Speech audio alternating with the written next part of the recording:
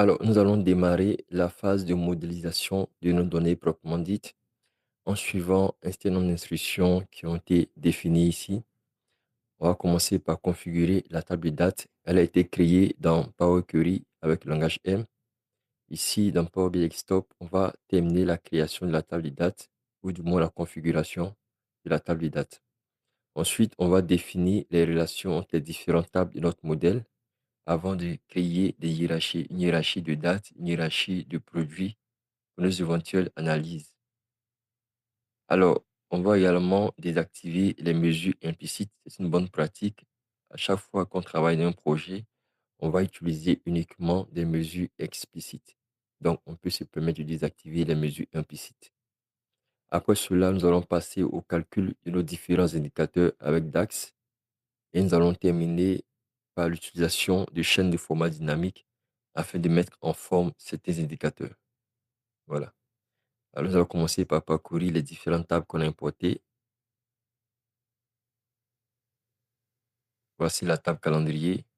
Alors, on va changer le format de la colonne date. Donc, on va la sélectionner. Format, on va mettre sur short date. Voilà. Ce qu'on va faire également, on va trier la colonne mois par le numéro de mois, de sorte que le mois soit correctement affiché dans le bon ordre dans les différents visuels. Donc, je vais ici trier par colonne. Je vais choisir numéro mois. Voilà. On continue à parcourir les autres tables pour voir si c'était bon.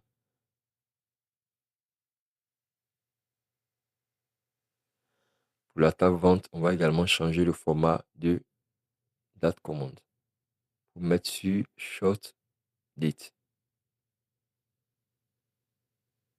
Voilà. Alors, pour configurer la table de date, la table calendrier, on va la sélectionner, aller sur marquer comme table de date et activer l'option. On va choisir ici la colonne de date qui est de notre table. Il y en a une seule d'ailleurs et valider. Voilà. C'est tout ce qu'il fallait faire. Alors, on va aller dans les relations pour voir quelles sont les relations qui sont notables. On voit que Power BI Desktop a défini automatiquement certaines relations entre la table vente et les tables région, produits et canaux. Alors, il reste la table de date qui est un peu isolée. Donc, on va la lier à la table de vente. Le champ commun, c'est date pour calendrier et date commande pour vente. Donc, je vais aller sur date ici et cliquer, glisser, déposer sur date commande. Et je vais enregistrer. Voilà. Donc, on a un modèle en étoile, une table de faits et différentes tables de dimensions pour analyser nos données de vente. Voilà. Donc, on vient de configurer la table de date. On a défini les relations entre les tables. On va maintenant passer à la création de hiérarchie. On va créer une hiérarchie de date, une hiérarchie de produits. Alors, je vais sur la table calendrier, année, clic droit, créer une hiérarchie. Voilà. Je vais la renommer hiérarchie des dates. Voilà. Pour l'instant, à l'intérieur, il n'y a que le champ année. On va ajouter le champ mois. Donc, je vais sur mois, ajouter à la hiérarchie, hiérarchie des dates. On peut également ajouter le champ date, pourquoi pas.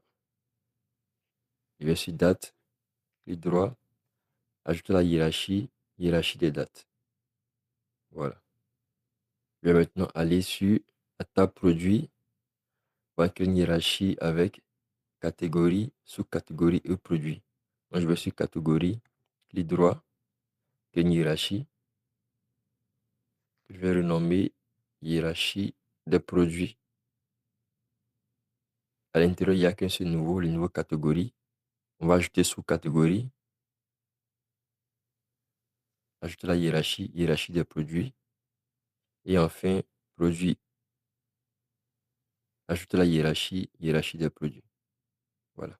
Donc, on vient de créer deux hiérarchies. Alors, on va maintenant désactiver les mesures implicites. Alors, si je parcours mes différentes tables,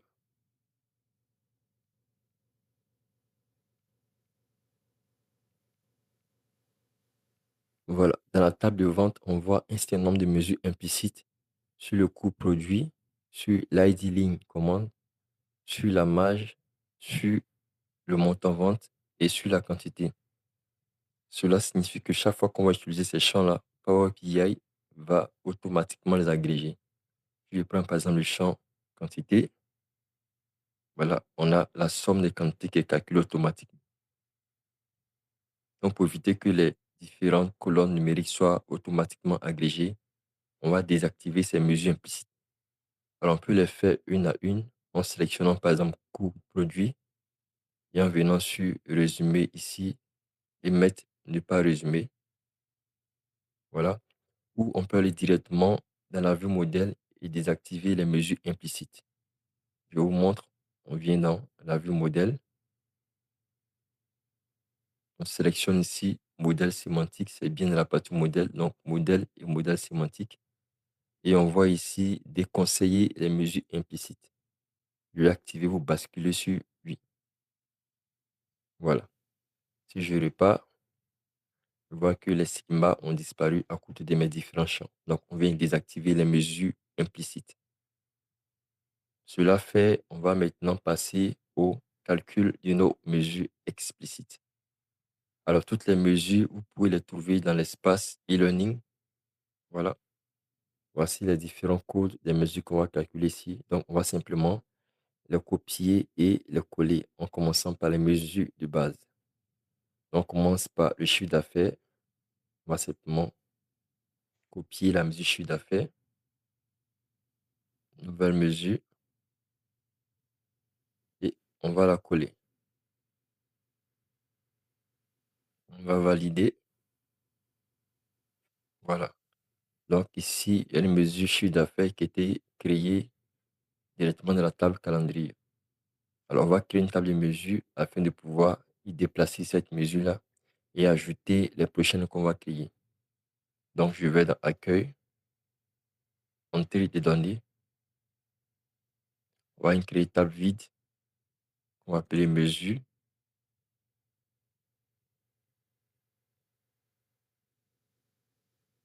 Voilà, on peut la voir ici. Et on va y déplacer notre mesure chiffre d'affaires. Donc, je sélectionne chiffre d'affaires, outil de mesure, table principale. Je vais aller choisir mesure. Voilà. Ensuite, je vais supprimer la colonne 1, afin de convertir la table mesure en une table de mesure.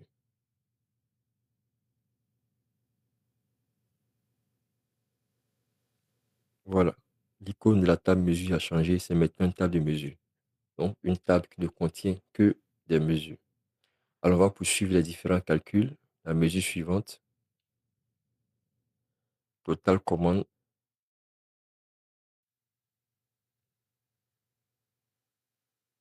On va compter le nombre de valeurs distinctes pour le numéro de commande.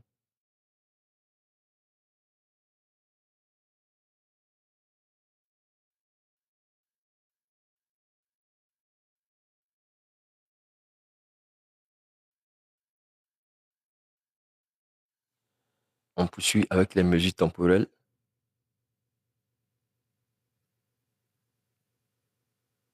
Donc, chiffre d'affaires prévisieux.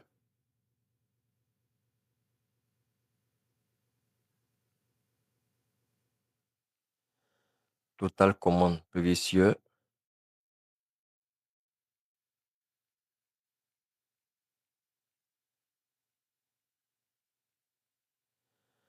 Total marge prévisieux.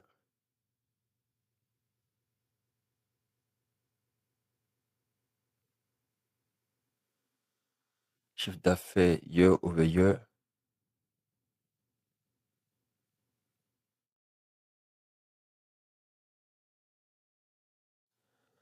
Total commande year over year.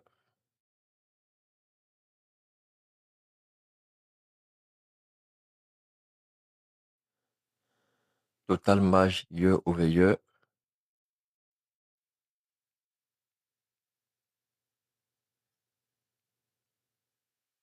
Chiffre d'affaires year over year percentage.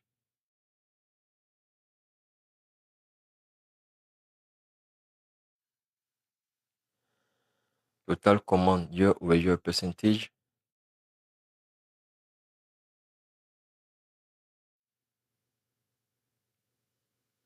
Et total marge year over year percentage.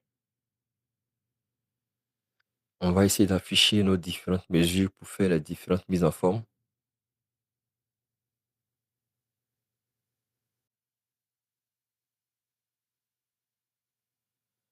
On va prendre un visual table.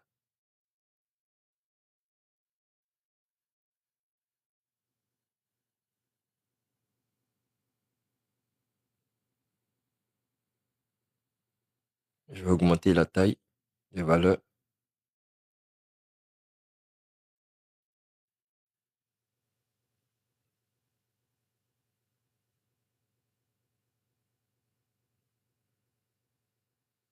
Et également la taille des en-têtes. Je vais essayer de renommer les différents indicateurs pour avoir de la place.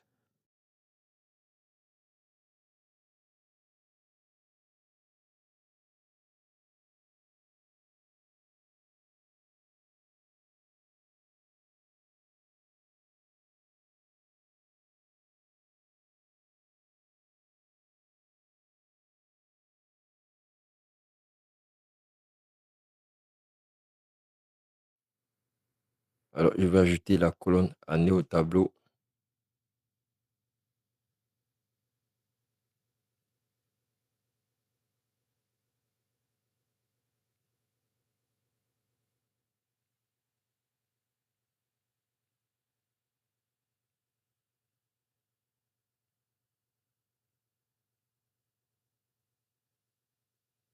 Je vais passer en matrice pour réorganiser.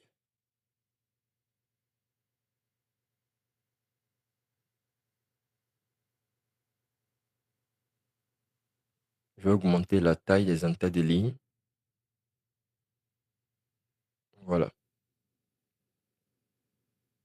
Alors, l'idée, c'est de pouvoir voir comment s'affichent les différents indicateurs et de faire les mises en forme adéquates, de sorte que dans tous les visuels, on ait la même mise en forme. On va maintenant procéder aux différentes mises en forme. Alors, je vais aller sur les différentes mesures. On va commencer par le chiffre d'affaires.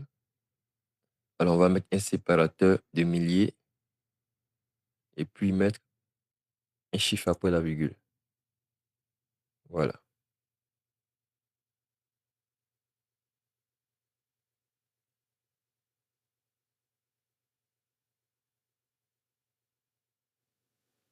On peut essayer d'aligner correctement les en-têtes pour faciliter la lecture des données. Je vais dans visualisation, en tête de colonne, tout à droite et alignement de titre, c'est-à-dire ici, année, on va le mettre à gauche. Voilà. Donc, on reprend avec nos mises en forme. CAPY, on va mettre un séparateur de milliers, puis également un chiffre après la virgule. Le CAIE over un séparateur de milliers, et puis un chiffre après la virgule. Le CAIE over en pourcentage,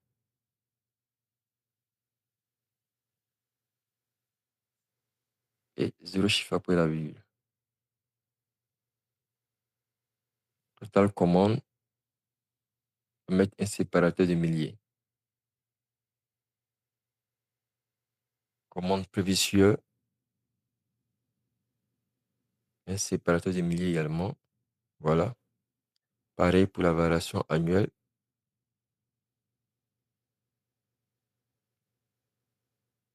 Et la variation en pourcentage, on va mettre en pourcentage. Et puis, on va mettre un chiffre après la virgule. On va faire de même pour le CA, variation en pourcentage. Un chiffre après la virgule. Voilà. On poursuit. La marge, séparateur de milliers. Un chiffre après la virgule.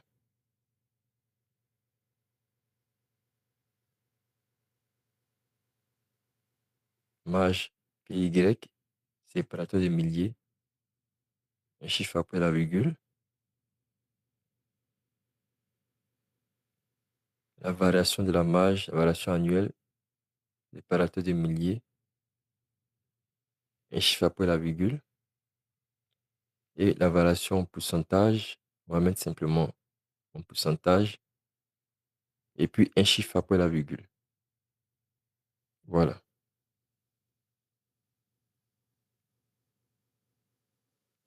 Plutôt pourcentage ici. Voilà. Donc, je crois que c'est bon pour les mises en forme.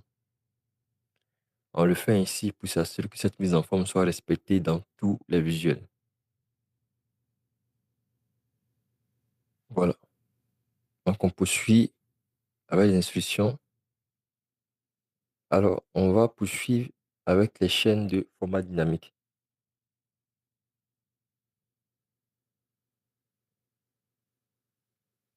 Ici, par exemple, il serait intéressant que lorsque la variation est positive, on mette un plus avant la valeur, et lorsqu'elle est négative, on mette un moins. Par défaut, le moins va s'afficher, mais le plus ne s'affiche pas par défaut. Donc, on va reformater certaines mesures de sorte que lorsque la variation est positive, le plus soit forcé. On va commencer par dupliquer ces mesures-là. Le chiffre d'affaires, par exemple, year over year percentage.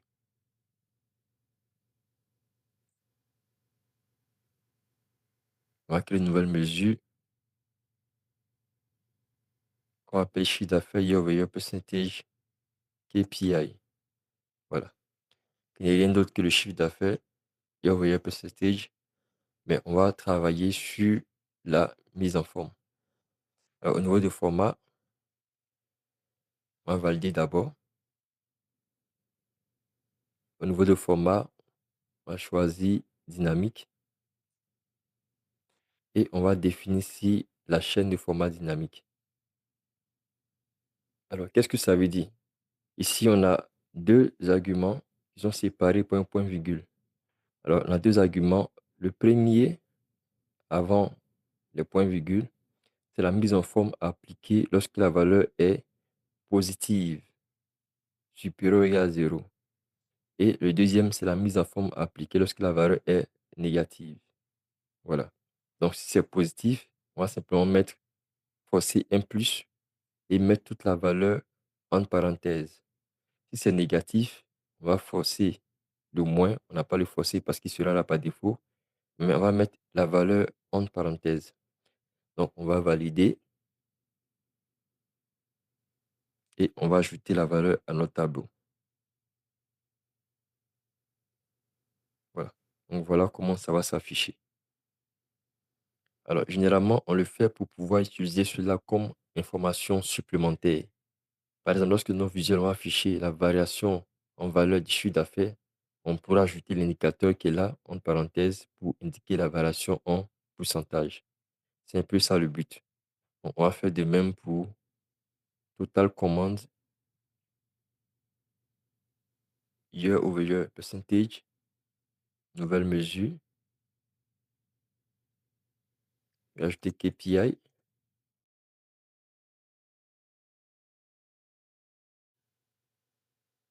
je valide et je mets la mise en forme dynamique. Voilà,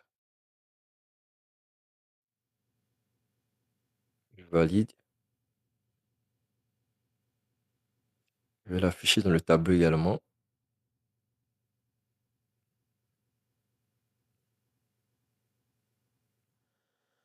Et total marge, la même chose. Nouvelle mesure,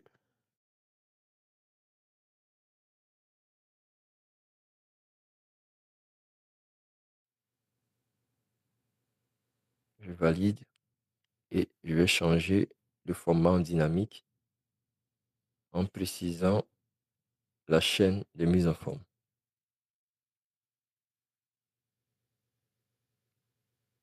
Voilà, je vais ajouter au tableau. Ce que je vais faire, je vais éliminer cet champ du tableau.